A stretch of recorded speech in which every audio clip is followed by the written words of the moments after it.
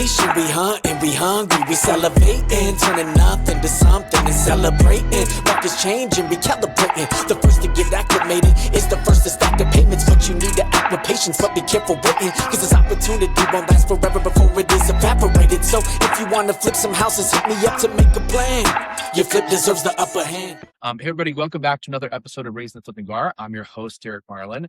We have our friends and clients, John Paul and Carrie Maxfield. Welcome you guys to the show. Good morning. Thank you guys for being here. Thank you. I love it. So one of the things that I love about having guests like you guys on the show is that, John Paul, you've been through the Elevation Academy, so you're officially an alumni, and you and Carrie have done a couple flips now, but I love seeing people that really have kind of started recently and then just jumped right into action and like doing deals, which is amazing. That would be us.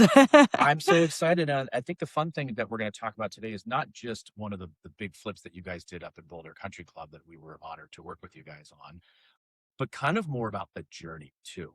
And we'll talk about being a husband and wife team together. There's some amazing things and some challenges. Ann and I do the exact same thing. So this is really exciting. Challenges. I know. Opportunities. Opportunities. I like that, Carrie. Better. I would love to have each one of you guys tell our audience just a little bit about yourselves, background-wise, and then we can kind of jump into what you guys are doing now. Maybe, Carrie, you start. Tell us about your background. Oh, goodness.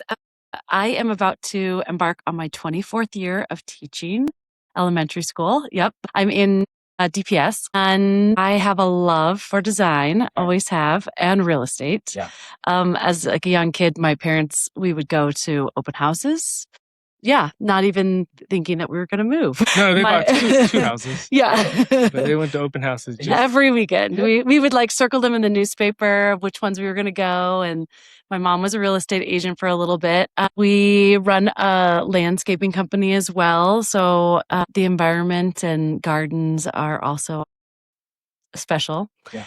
And yeah, I love homes. I love it. And I knew a lot of that background, but it's fun to kind of hear a little bit more. So I love it. John Paul, tell us a little bit about kind of your background. Oh, well, okay. So I'm not gonna derail, but I'm gonna. This is part of our role in the broader system. Yeah. Okay. Okay. So ready? And so this is, you just test it. Yeah. But so and you can do it if you're watching too. Yeah. But just close your eyes a little bit. Okay. All right. I will play along. Okay. Go for it. Notice your body, your breath, your position, and your comfort. Just where that is, just notice. And so, not the answer, but what happens when you notice? So stay with me. Okay. So, image your attitude about this time and emotional state, and then observe what happens when you image. Okay.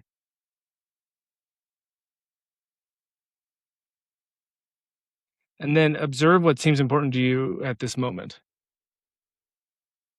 And your connection to me and to everyone here and to the audience, to the community. Consider what we share and why. And then observe what happens as you add that to what you're considering. So just taking that, what did it add? Did it add any, if anything? Did anything shift? I think it's a calmness, which in our industry is very, very needed. So I think even just a base level of calmness was the first thing that kind of jumped out at me. I think too, gratitude. I was like, oh, I'm so grateful to be here, and for the journey that we get to talk about. Yeah, I love it. And I think that to bring it home to what we're talking about today, describe your house. When you think about house, what do you think about? For me, I think about all the shit I have to clean up. I'm like, kids, right. A lot of organization. Excuse my language, but I walk and I'm like, No. the ceiling's dirty and I've got I like to vacuum. She knows that. I'm always cleaning the countertops. She cleans the countertop, but I'm like, I know. But so when I think about house, I get in this mode of do. Yeah. But then, so same sort of idea, close your eyes and think about home. Yep. Try it. There's a home is a feeling. And I think that that's part of our work is to help evoke that feeling of home in each project, but also in this broader community. Yeah. So that process, just experiencing it, we can't describe it. You have to experience it, but the exercise we went through is at the core of what I think design really is. Yes. It's about magnetizing potential. So like, and it's not to draw, but there's those signs that are like, we buy ugly homes or whatever. Yeah. Right. Like I want us to have a sign or a billboard that's like, we buy potential. Yeah. Not problems. Problems exist at the level of the house. Potential exists at the level of the home. And so it's what's behind whatever homes you're looking at. Like the homes that we work with you to source and to help design, it's like, what's that house actually trying to become? How do we help make it a home? So that's our process in a nutshell. Like, do you think that like kind of drives things home in some way? Yeah, that is, yeah. And so in terms of my background, like I think it's design, but not in the sense of like, you know, design from a graphic or whatever. It's about like the role of a designer. And this is one of my mentors, Carol Sanford, but it's about magnetizing potential as like a process. So what's you saw in this building that we're in? Right. There's something that was there that you helped to, okay, what is this trying to become? And then it's revealing what is its identity.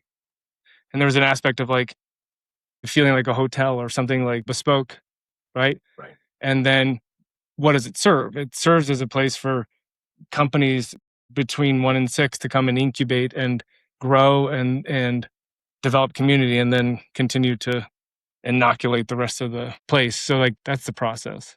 Well, what I love about that, and I would love to kind of get your guys' take on it, I think we align in what, you know, when we started Elevation, I do not like the term fix and flip. No. Mm-mm. You know, there's some really crappy, and here's the funny thing is, I'm a backtrack. There's bad professionals in every profession. There's bad lawyers, there's bad doctors, there's bad chiropractors, like there's bad everything, you know, so let's not flip that's new. But fix and flip, yes, HGTV makes it look kind of sexy and has for about 15 years, but there's a lot of pretty rough investors out there that are not doing our industry a service. And so we like to call it property redevelopment.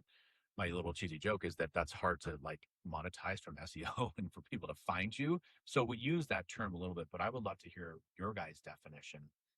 And I think, John Paul, you're going down this road from each of you guys of like how you define your investment company, because you guys seem to do it differently, you know, versus people say, oh, I'm a flipper, or I'm an investor. I kind of love what you guys are doing, both from the landscape perspective and from the property redevelopment. Well, I think what you just started too of the sourcing from place and potential and feeling, like we always can, we sort of summon like what is the feeling of the place? And then it's like transferring it into more of like, well, what does that actually look like? What materials would I be using if I wanted to evoke this feeling? Yeah, like you have to, the house exists. You have to clean up. You have to vacuum. Yeah. You have to pay bills. Yeah. And so it's how do you integrate those two? Mm-hmm. Yeah, absolutely. Well, and Carrie, you bring up something that I think is kind of cool. We'll have to have you to our next academy if you can make it. I know teaching schedule is a little challenging, but we'll figure it out. But I actually tell people is I say, get a camping chair, because our houses are normally in pretty rough shape. Uh-huh. And if you're lucky, you can do this before. Many times in our world, there's craziness going on, and that's why we're buying somebody's house. So you can't sit in the house, but at least afterwards, just sit in the house and go room by room and let that room talk to you. Yeah. And let that room inspire you, and then just be kind of calm and peaceful and try to figure out, how can I maximize that? So, and there's even something south. So you just be a camping chair. Yeah. And so I true. love that. And like, I can tell you like for Boulder, if you can do that, there exists a place. It's not just the house.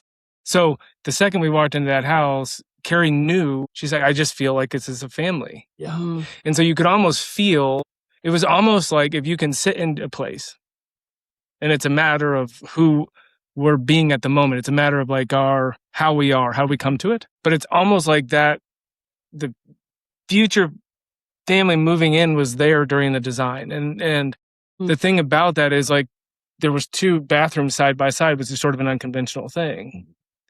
But, you know, Carrie was like, no, if I've got 2 kids, this is basically 2 primary, or like, how do you describe it? I always thought of it as like maybe a daughter's bathroom, maybe a son's bathroom. And that is exactly who ended up moving in and taking over those. You know, I think one of the things that John Paul is really good at helping our whole family do is like slow down a bit. Okay. And so whenever we would go up to the property in Boulder, often our kids were with us. Like our oldest son was mowing the lawn. Our 2 younger kids they had a swing in the backyard. And we always then would take a walk through the neighborhood. Like, who's there? What are the landscapes looking like? What are the homes looking like? Who's using the space? And I think all of those things, and the camping chair, like what is the light like in this window and how does it change by the time we leave today? Us understand the path that we're going to use to reveal its potential. Well, and I think it goes to your question is like, how do we think about it? Like, I think at the core, we're in the hospitality industry, and not as the industry in terms of like hotels and blah, blah, blah, but like hospitality is a very sacred thing. It goes back a long way. And it's about, the reciprocity between the host and the guest. And so I view like, even just on the sort of flipping side, it's a hospitality aspect. Like there's a relationship between that future buyer, the old buyer, and this one. Like when we walk into that home, we're seeing that home on its worst day.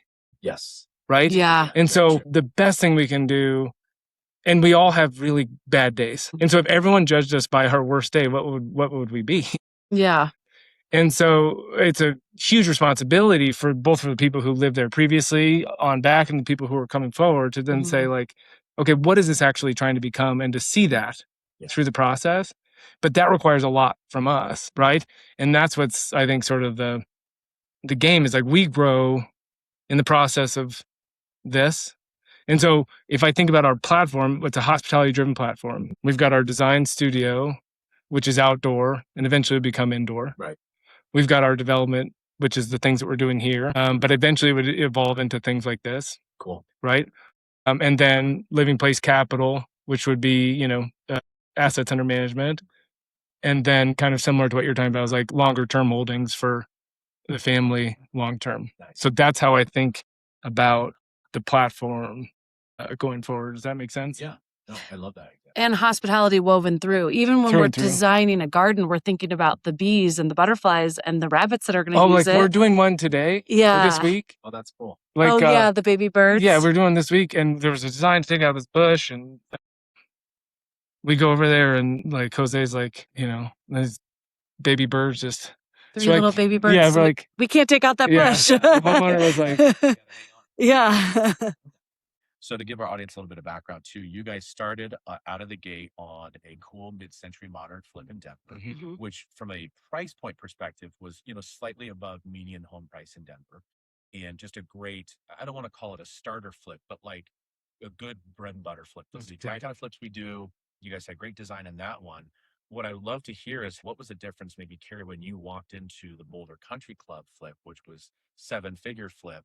Very different, a lot more risk, a lot more reward, but it sounds like something just kind of spoke to you when you saw the house. This wasn't just another generic wholesale reason. Oh yeah, numbers look good. Like tell me about your feeling and why you guys chose to go with this pretty dang big project as number 2 out of the gate. I don't think most people would have those guts. Yeah. Well, Boulder is a special place to us. That's where we met. We felt good about Boulder in that sense. And again, it was like the neighborhood, the tall trees, it had so much potential. It had been loved by a family for many, many years. And it had a chance to, go back to like a wonderful place. So I think we loved the light.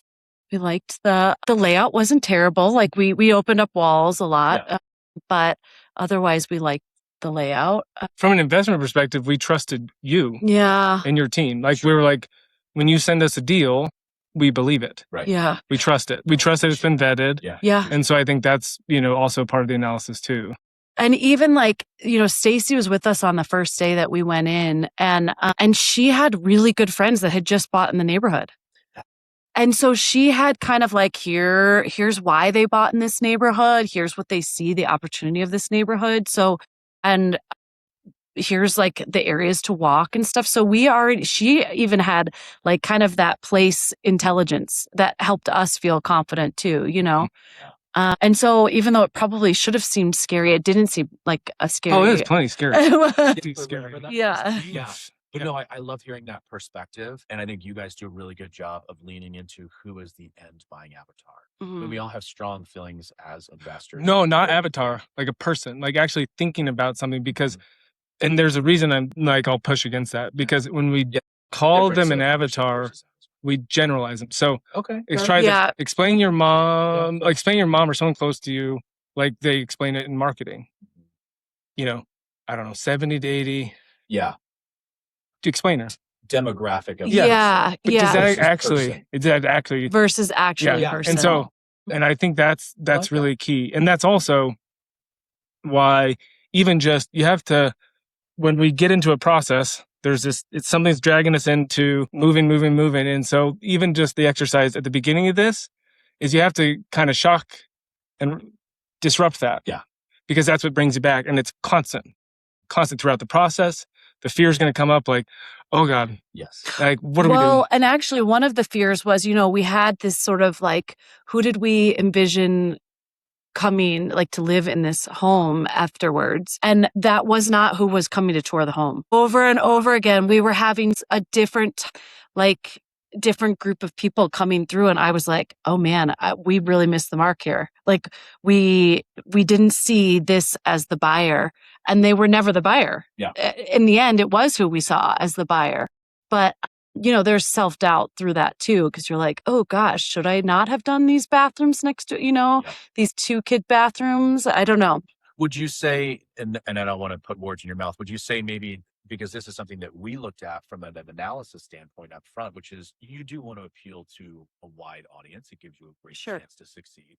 But in Boulder Country Club, it's a unique audience where you could lean into who ended up buying the next generation family. Mm-hmm. There's also a lot of wealth up there. Mm-hmm. And it could be, pre-retiree downsizer from 10,000 square foot mansion to, 4,000 square foot beautiful home. And you're right, those are 2 very different living paths, different styles of design, different functionalities. Is that what you're meaning? Like, yes. Different people are turning, you're like, oh crap. Yeah, okay. Exactly. Okay. Yeah. So I think there's also that's why we have a design principle that we have lots of design principles. One of them is, never do anything the same way twice. Okay. Everything for someone, nothing off the shelf. And what that requires is every neighborhood is so unique. And it's like, have you fish? Maybe the audience does. Yeah. But you could be right here. Yeah. And then put a fly right there. And they'll bite here. And so every neighborhood's different. And so you have to key into there's the project, like the house, right? Yeah. Then there's the neighborhood and the community. And then there's how we manage, how we see. And those things are always interacting. Yeah. They're always interacting. And so what happens in Park Hill, which I happen to grow up in, which is one we're doing now, is very different than Boulder Country Club. Yes. And so, and I think that you have to listen for a while, and then there's a concept that sort of holds a design together, which she's really great at. But I think every project is unique, and you have to look at it like that. Yeah, from our perspective. I think that's a perfect thing that's jogging a question I want to ask is, now looking back, you've had some time, away from this project. You're starting your next one, which I want to talk about here in a second. Is there one thing that you guys would have done different?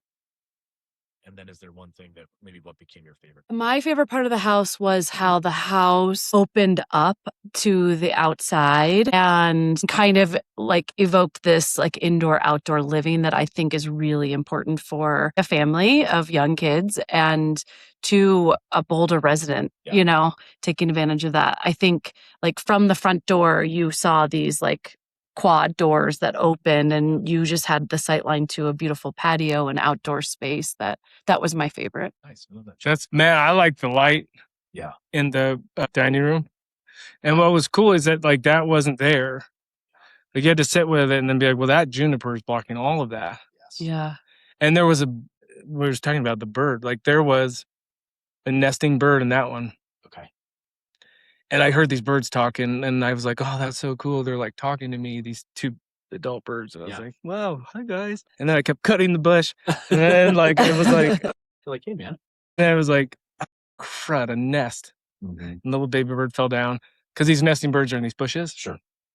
And so I had gloves on, so I took it and moved it to a new bush, and so it turned out to be a happy ending. Yeah. But I was like, look, I'm taking down this bush, but I promise we'll put habitat in the back for you. We're not going to forget about you. Yeah. So we put some really cool bushes back there. But the light in that room was one of my favorites. And then the neighbors in the neighborhood was just, the garden that looks in front of it was just spectacular. So you get like a Flatirons view and then these views of these gardens. It was just, Yeah, it was lovely. and yeah, everything. I mean, I love that. And yeah, John Paul becomes good friends with all the people around. Yes. Yeah. It's a great quality. Yeah.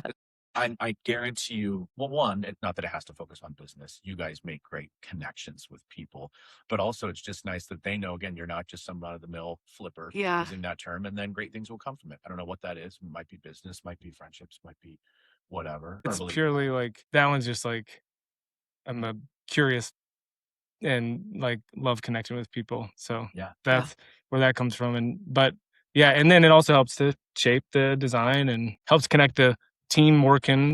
It's important to connect the team working on things. People are looking for meaningful work too. You know? Well, and as we get maybe a little more nitty gritty on this project, obviously it was a very large project. We'll talk about the numbers here in a second, but let's talk about the construction process. Because you pulled permits, you obviously had to work with a general contractor. Talk to me about some of the great things that you learned by doing a big project and working with a general contractor. One of our favorites in general, but just overall that process of a big project that you needed to kind of follow that protocol and maybe talk about the construction process of it. Yeah, I always push for like a timeline and a scope of work. She's a teacher.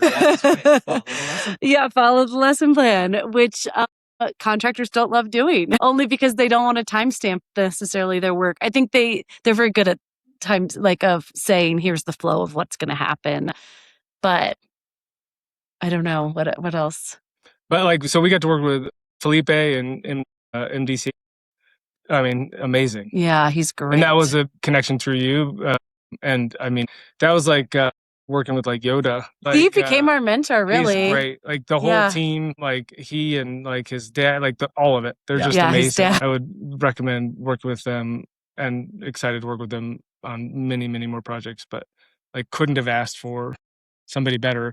He's a investor. Yes. He understands the process and he cares deeply. Yeah.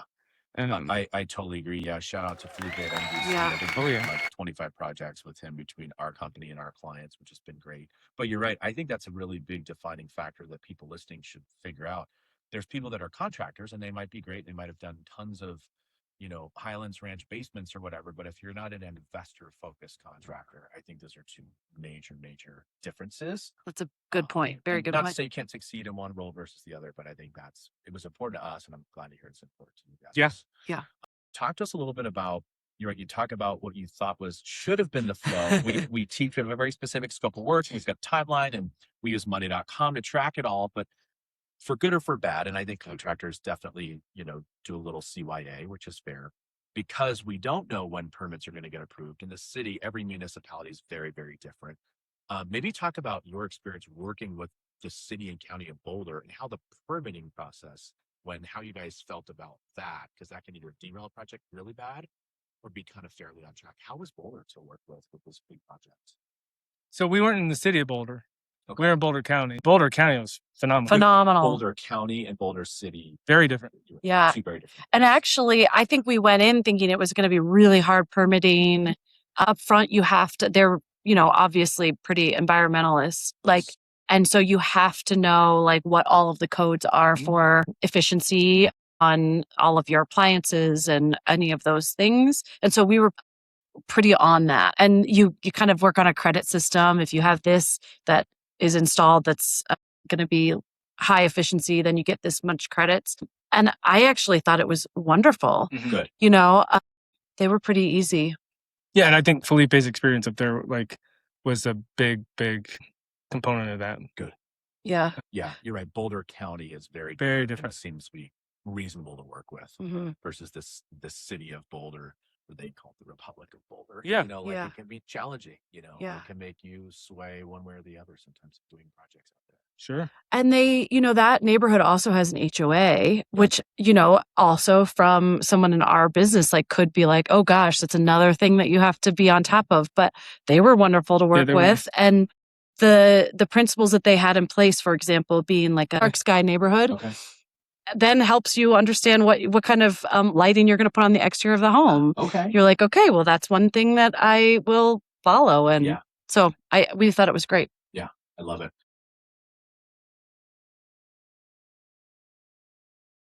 Okay, guys, so we're having such a great conversation with John Paul and Carrie. I have a feeling this might go 2 episodes.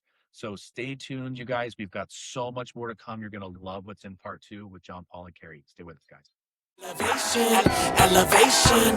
Tip that house, man, is money for the making. We gon' get